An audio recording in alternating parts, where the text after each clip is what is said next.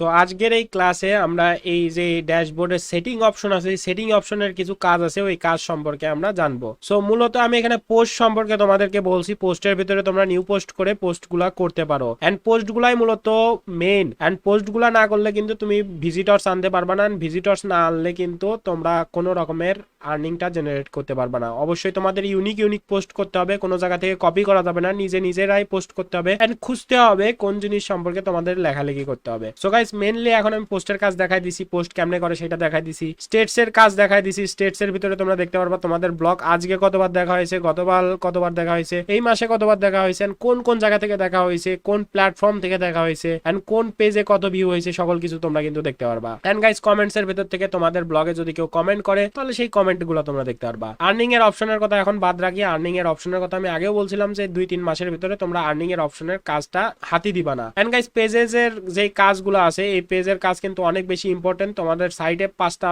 Mandatory page থাকতে হয়, সেটা হলো এই হোম তো বাই ডিফল্ট থাকে। এন্ড গাইস এই 4টা পেজ তোমাদের ক্রিয়েট করতে হয়, about us, contact us, terms condition and privacy policy. So এই 4টা পেজ তোমাদের বানাইতে হয়। এই 4টা পেজ আমি তোমাদের আগে ক্লাসে বানানো দেখাইছি। গাইস লেআউটের কি কাজ সেটাও তোমাদের দেখাইছি, বিভিন্ন থিমে কাস্টমাইজ করার জন্য, সুন্দরভাবে ফ্রেশ করার জন্য। অর্থাৎ তোমার সাইটে তুমি যখন থিমটা ইনস্টল করবা তখন কিন্তু এরকম থাকবে না, সুন্দরভাবে সাজানো গোছানো থাকবে না, এলোমেলো থাকবে, অযথা জিনিস দিয়ে তোমার সাইটটা ভরানো থাকবে। তোমার সবকিছু ডিলিট করে দিয়ে যেগুলো দরকার সেগুলো কিন্তু রাখতে হবে, এন্ড সবকিছু ডিলিট করে দিতে হবে যাতে তোমার সাইটটা বেশি ভারী না হয়ে যায়। এন্ড গাইস লেআউটের ভিতরের কাজগুলো এরকমই, তুমি যদি এগুলা কাস্টমাইজ করতে চাও লেআউটের কাজটা ভালো করে জানতে হবে। এন্ড গাইস সব থিমেরই লেআউটে একই টাইপেরই, জাস্ট তোমাদের একটু ঘাটাঘাটি করতে হবে, নিজের জ্ঞানটা বেড়ে গেলে তুমি যে কোনো থিম কাস্টমাইজ করতে পারবা। এন্ড গাইস থিম অপশনের ভিতরে আসলে তোমরা তো জানোই যে এখান থেকে রিস্টোর করতে পারবা, রিস্টোর করে নতুন একটা থিম আপলোড করতে পারবা। এন্ড অবশ্যই থিমটা ভাঙাইতে হবে, এন্ড থিমগুলো অবশ্যই এক্সএমএল ফাইল, লাস্টে এক্সএমএল লেখা থাকা লাগবে। ওইগুলো হলো এই ব্লগারের থিম। যেগুলো হলো মোবাইল সেটিং আছে, মোবাইল সেটিং এর ভিতরে তুমি মোবাইলে কি কি টাইপে দেখা যাবে সেগুলো তোমরা করতে পারবা। ন্যাপ বার দেখা যাবে কিনা, মোবাইলেও কি ডেস্কটপের মতনই দেখানো যাবে কিনা সেটা তোমরা সিলেক্ট করতে পারবা। সো এখন এটা যেই রকম আছে সেই রকমই থাক। সো 3 অপশনে আরো কয়েকটা অপশন আছে, যেমন এডিট এইচটিএমএল। এডিট এইচটিএমএল এর ভিতরে গেলে তোমরা কোড এডিটর, মানে তোমার যে সাইটের যে কোডিং এডিটর, ওইটা তোমরা ওপেন করে এখান থেকে কোডগুলো এডিট করতে পারবা। তোমরা যদি এইচটিএমএল সিএসএস জাভাস্ক্রিপ্ট জানো সেক্ষেত্রে তোমরা এগুলো এডিট করতে পারবা। এন্ড গাইস নেক্সটে আমরা যদি কথা বলি এখানে switch to first generation classic theme, এটার কোনো দরকার নাই, এটা পরবর্তীতে আমরা জানবো এটার কাজ কি। এন্ড গাইস এখানে 2টা অপশন আছে, রিস্টোর করলে তুমি তোমার থিমটা আপলোড করতে পারবা। এন্ড ধরো কোনো কারণবশত তোমার থিমটা মানে নষ্ট হয়ে গেল, তুমি একটা এলোমেলো কাজ করে ফেললা, সো সেই ক্ষেত্রে তুমি ব্যাকআপ কি রকম করে নিয়ে রাখবা। ব্যাকআপ নেওয়ার জন্য এখানে ব্যাকআপে ক্লিক করবা, আর এখানে ডাউনলোডে ক্লিক করলে তোমার থিমটা ডাউনলোড হয়ে যাবে। এখন যে থিমটা আছে, যে রকম করে কাস্টমাইজ করা আছে, যে রকম করে পোস্টগুলো করা আছে, সবগুলাই থিমের ভিতরে থিম আকারে ডাউনলোড হয়ে যাবে এক্সএমএল ফাইলটা। পরবর্তীতে তুমি ধরো তোমার থিমে কোনো কিছু গড়বড় করে ফেলছো অথবা তোমার থিম নষ্ট হয়ে গেছে, সেক্ষেত্রে এই যে থিম ফাইলটা ডাউনলোড করে রাখলা, এটা যদি আপলোড করে দাও তাহলে আবার আগের মতন হয়ে যাবে, কোনো রকম সমস্যা হবে না। সো ব্যাকআপ এন্ড রিস্টোর অপশনটা আই থিঙ্ক তোমরা বুঝে গেছো। সো গাইস সেটিং এর ভিতরে এখন অপশনগুলো সম্পর্কে আমরা জানবো। সো প্রথমেই হলো বেসিক অপশন আছে, বেসিকের ভিতরে টাইটেল আছে। তোমরা তোমাদের সাইটের যে টাইটেলটা আছে, শিয়াপটেক টাইটেলটা তোমরা এখান থেকে পরিবর্তন করে দিতে পারো। এন্ড গাইস তোমাদের সাইটের যে ডিসক্রিপশনটা আছে ওইটা কিন্তু তোমরা এখান থেকে চেঞ্জ করে দিতে পারো। ধরো আমার শিয়াপটেকের ডিসক্রিপশন হলো আমি এখানে here I am talking about technology, এরকম করে তোমরা তোমাদের ডিসক্রিপশনটা তোমরা লিখে দিতে পারো, সুন্দর করে বাংলা দিয়ে অথবা ইংরেজি দিয়ে তোমাদের ডিসক্রিপশনটা তোমরা লিখে দিতে পারো। এন্ড গাইস এখানে ব্লগ ল্যাঙ্গুয়েজ অবশ্যই ইংলিশ রাখতে দাও, এখানে আর কোনো কিছু দরকার নেই। অ্যাডাল্ট কন্টেন্ট, গুগল অ্যানালাইটিক, এগুলোর কোনো দরকার নাই। এন্ড গাইস আরেকটা জিনিসের দরকার আছে, সেটা হলো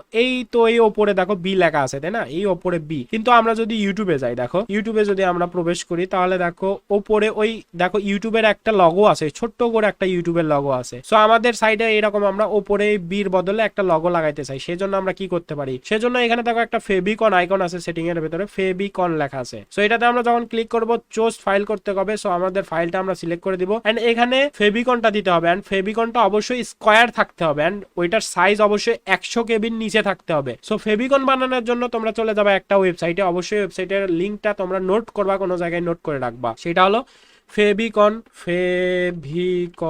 জেনারেটর লিখবা। ফেভিকন জেনারেটর লেখার পরে এখানে তোমরা দেখতে পারবা ফেভিকন.io বলে একটা ওয়েবসাইট আছে। সো ফেভিকন.io তে তোমরা চলে যাবা, ফেভিকন.io এখান থেকে তোমরা চলে যাবা, এন্ড এখানে তোমরা টেক্সটে চলে যাবা। টেক্সটে যাওয়ার পরে এখানে তোমরা দেখতে পাচ্ছো উপরের দিকে দেখতে পারবা যে এখানে কয়েকটা লেটার আছে। সো এখানে টেক্সট বলে একটা অপশন আছে, ফোনের ভিতরে আই থিঙ্ক এরকম দেখা যাবে। সো এই টেক্সট অপশনের ভিতরে তোমরা দিয়ে দিবা হলো তোমাদের সাইটের প্রথম অক্ষর, যেহেতু আমার সাইটের প্রথম অক্ষর হলো শিহাব টেক, সেহেতু এস হবে। সো আমি এখানে এস দিয়ে দিলাম। এস দিয়ে আমি এখন এখান থেকে চাইলে কালার সিলেক্ট করে দিতে পারবো। সো ফন্টের কালার প্রথমে এর ভেতরে, অর্থাৎ ফন্ট কালার মানে এই এস এর কালারটা, এন্ড ব্যাকগ্রাউন্ড কালার মানে হলো এই বাইরের এস এর বাইরের কালারটা। সো বাইরের কালারটা আমি লাল রাখতে চাই, লাল হয়ে গেল। এন্ড এস এর কালারটা আমি কালো চাইলে কালো করে দিতে পারবো। সো এই তো হয়ে গেল আমাদের ফেভিকন। এখানে আমরা ডাউনলোডে ক্লিক করবো। ডাউনলোডে ক্লিক করলে একটা দেখো জিপ ফাইল আকারে একটা ফাইল ডাউনলোড হয়ে আসবে। সো এই ফাইলটা আমরা ভাঙাবো, এই ফাইলটা ভাঙাবো। এখানে ভাঙাইলে এর ভেতরে আমরা দেখতে পারবো যে favicon.io এর ভেতর থেকে আমাদের যেই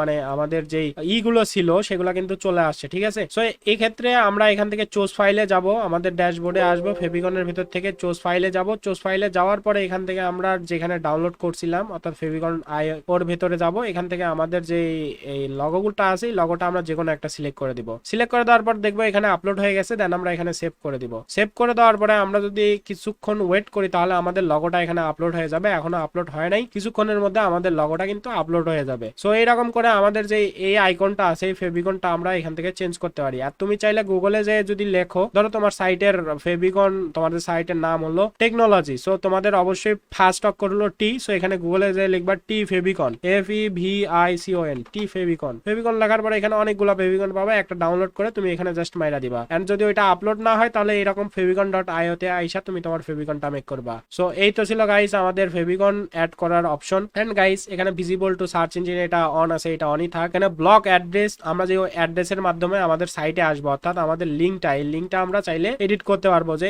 এই শিয়াব টেক থাকবে নাকি অন্য কিছু লিখে .blogspot.com লিখলে আমাদের সাইটটা আসবে। এন্ড চাইলে তোমরা কাস্টম ডোমেনও দিতে পারো। ডোমেন কি জিনিস আমরা নেক্সট থেকে জানবো, যেহেতু আমাদের ড্যাশবোর্ডের কাজ শেষ, সেহেতু আমরা এখন বাইরের জিনিস সম্পর্কে জানবো। সো গাইস এখন পারমিশনের ভেতরে এগুলার কোনো দরকার নাই, এগুলার কোনো দরকার নাই। ম্যাক্সড পোস্ট এখানে 60টা আছে, তোমরা চাইলে 12টা করে দিতে পারো। এন্ড চাইলে 60টাও রেখে দিতে পারো, কোনো সমস্যা নাই। এন্ড গাইস কমেন্টের ভিতরেও কোনো কাজ করতে হবে না, ইমেইলের ভিতরেও কোনো কাজ করতে হবে না, ফরম্যাটিং এর ভিতরেও কোনো কাজ করতে হবে না, মেটা ট্যাক্সের ভিতরে কাজ করতে হবে গাইস। মেটা ট্যাক্সের ভিতরে সার্চ ডেসক্রিপশনটা অন করে দিবা। এন্ড তোমার সাইটের যে ডেসক্রিপশনটা আমি দিতে বলছিলাম উপরে, যে তোমার সাইটটা কি রিলেটেড, কি নিয়ে কাজ করা হয়, আর টেকনোলজি হলে টেকনোলজি রিলেটেড একটা ছোট দেখে ডেসক্রিপশন, ওই ডেসক্রিপশনটা এখানে দিয়ে দিবা। এন্ড অবশ্যই এই ডেসক্রিপশন 150 ওয়ার্ডের ভিতরে হইতে হবে। সো এখানে দিয়ে দেওয়ার পরে তুমি তোমার ডেসক্রিপশনটা সেভ করে দিবা। এন্ড অবশ্যই এই জিনিসটা অন করে দিবা। এন্ড এখানে ডেসক্রিপশন দিবা। এন্ড গাইস আরেকটু নিচে আসলে ক্রাউলার্স এন্ড ইন্ডেক্সিং বলে, ভালো করে লক্ষ্য করো। দরকার হলে এই ভিডিওগুলো আবার দেখে দেখে তুমি করবা, দুই একবার করলে তোমার মুখস্থ হয়ে যাবে বিষয়গুলো। সো ক্রাউলার এন্ড ইন্ডেক্সিং এর ভিতরে আমরা যদি আসি তাহলে এখানে ইনেবল কাস্টম রোবোটেক্সট, এটা আমরা ইনেবল করে দিব।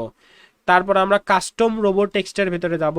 কাস্টম রোবোটেক্সটের ভিতরে গিয়ে আমরা এখানে কাস্টম রোবোটেক্সটা আপাতত তোমাদেরকে আমি প্রোভাইড করতেছি না, কেননা কাস্টম রোবোটেক্সটের অনেক সমস্যায় আমরা কাস্টম রোবোটেক্সটা অফ করে রাখবো। আপাতত কাস্টম রোবোটেক্সটা অফ করে রাখবো। এখন enable custom robot header tax, এটা আমরা ইনেবল করে দিব। এই কাস্টম রোবোটেক্সটা অফ করে রাখলাম কেননা আমরা সার্চ কনসোল বলে একটা অপশন আছে, ওই সার্চ কনসোল সম্পর্কে ইন ফিউচার জানবো। সো আপাতত আমাদের ব্লগটা আমরা কিরকম করে সাজাবো সেটা সম্পর্কে ধারণা নিয়ে নেই। সো ইনেবল কাস্টম রোবোটেক্সট এটা অন করে দিব। হোম পেজ ট্যাগস আছে, এটার ভিতরে আমরা ঢুকবো। এখানে অল আছে, অলটা অন করে দিব। এন্ড এখান থেকে নো ডিপি আছে, নো ডিপিটা আমরা অন করে দিব। ঠিক আছে, অল এবং নো ডিপি, এটা যাতে তোমাদের মাথায় থাকে। এই হোম পেজের ট্যাক্সের ভিতরে এইসা অল এবং নো ডিপিটা আমরা অন করে দিব। এখানে আর্কাইভ এন্ড সার্চ পেজ ট্যাক্সের ভিতরে যদি আসি তাহলে এটার ভিতরে যাব নো ইন্ডেক্স এবং নো ডিপি করে দিব। এর আগে কিন্তু আমরা অল এবং নো ডিপি করে দিছিলাম। এখানে কিন্তু আমরা নো ইন্ডেক্স, এই তো দ্বিতীয় অপশনটা, এবং নো ডিপি অপশনটা আমরা এখানে সিলেক্ট করে দিলাম। দেওয়ার পরে আমরা সেভ করে দিব। And 3 number option post and pages tax, এটার ভিতরে যাব অল করে দিব এন্ড নো ডিপি করে দিব। দিয়ে দেওয়ার পরে আমরা সেভ করে দিব। তাহলে আমাদের কাজটা শেষ। আমরা আরেকবার দেখে নেই। হোম পেজেস ট্যাক্সের ভিতরে যাব, যাওয়ার পর অল, নো ডিপি, ঠিক আছে। আর্কাইভ এন্ড সার্চের ভিতরে যাব, এখানে নো ইন্ডেক্স এবং নো ডিপি করে দিব। এন্ড এখানে আমরা পোস্ট এন্ড পেজেস এর ভিতরে যাব অল এবং নো ডিপি করে দিয়ে সেভ করে দিব। তাহলে কিন্তু আমাদের হয়ে যাবে। এখানে আর কোনো কাজ নাই, এখানে আর কোনো রকমের কাজ নাই, আমাদের সেটিং এর কাজ শেষ। সো আপাতত আমি তোমাদের ব্লগার ড্যাশবোর্ড, এই যে ড্যাশবোর্ডটা আছে পুরো ড্যাশবোর্ড আমাদের ব্লগার দিয়ে রাখছে। সো এই ড্যাশবোর্ডে কোনটার কাজ কি সেটা কিন্তু আমি তোমাদেরকে দেখাইলাম, এবং পরবর্তী থেকে আমাদের কিন্তু এই ব্লগার ড্যাশবোর্ডের আর কোনো ক্লাস থাকবে না। আমরা তখন বাইরের যে বিষয়গুলো আছে ওইগুলো সম্পর্কে আলোচনা করব। সো গাইজ আজকের ভিডিওটা এই পর্যন্তই। যারা যারা দেখলা একটু সুন্দর করে এগুলা কাস্টমাইজ করবা। এন্ড গাইজ সেটিং এর অপশনগুলোর ভিতরে একটু নজর দিবা এন্ড ডিসক্রিপশন অবশ্যই দিবা, এর নিচে আসে মেটা ডিসক্রিপশন যেটা আছে এটা অবশ্যই দিবা। দেওয়ার পরে তোমরা তোমাদের ব্লগটা আপাতত এইরকম রাখা দিবা এন্ড আমরা বাইরের জিনিস নিয়ে আলোচনা করব। আশা করি এই পর্যন্ত তোমরা তোমাদের ব্লগটা সুন্দরভাবে ক্রিয়েট করে ফেলছো। আর যদি ক্রিয়েট না করতে পারো এখনই লেগে যাও, এই ক্লাস করার পরে তোমরা লেগে যাও তোমাদের ব্লগটা বানানোর ক্ষেত্রে এন্ড তোমরা যেই পর্যন্ত নলেজ নিছো ওই পর্যন্ত পোস্ট করো, 5-7টা পোস্ট করে রাখো, পেজগুলা বানাও, থিমগুলা লেআউটের চেষ্টা করো কাস্টমাইজ করার। সো এই পর্যন্ত আজকে ভিডিওটা, সবাই ভালো থাকো, আল্লাহ হাফেজ।